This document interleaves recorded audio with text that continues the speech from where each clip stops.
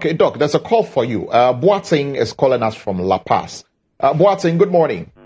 Yeah, good morning, boss.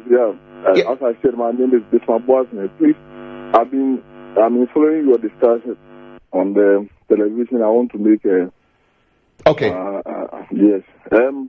My problem is when I sleep, the saliva is being stored in my mouth, and I've been going up and down trying to treat it, but all is not available. So I want to know if doctor can help me. But let me put it on the record that I have not been experiencing this halitosis that he's talking about. But my problem, as indicated, it has to do with the saliva being stored in my mouth. So I want to know if you can help me find an antidote to that. Okay. All right. Very well. Very well. Thank you for your call from La Paz.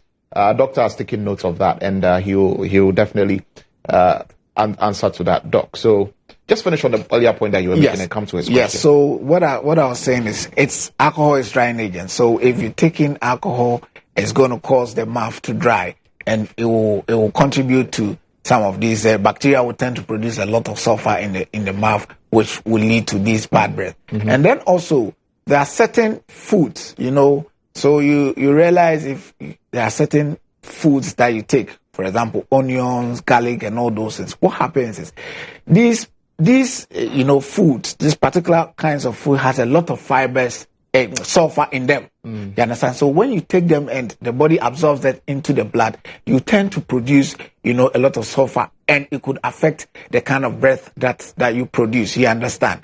And then also, if, for example, some people are suffering from these halitosis, and they tend to use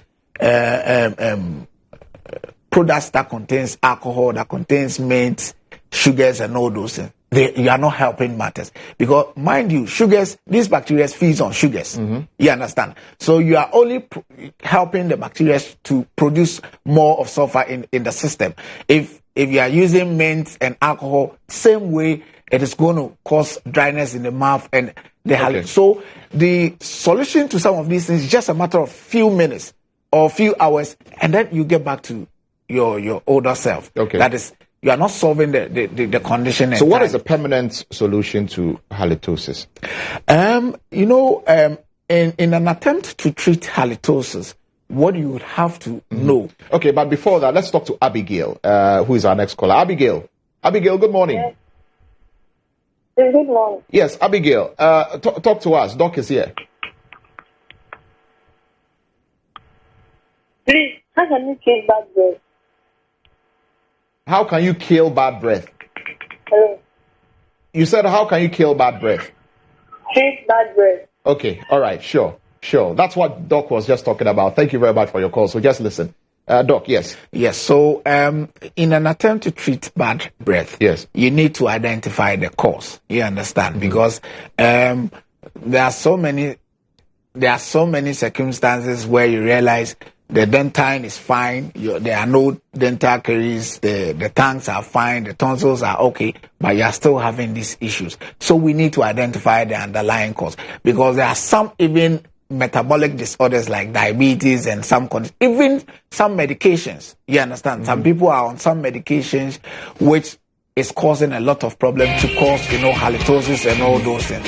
So if you are watching us this morning and you're having issues with your breath, this halitosis is causing a lot.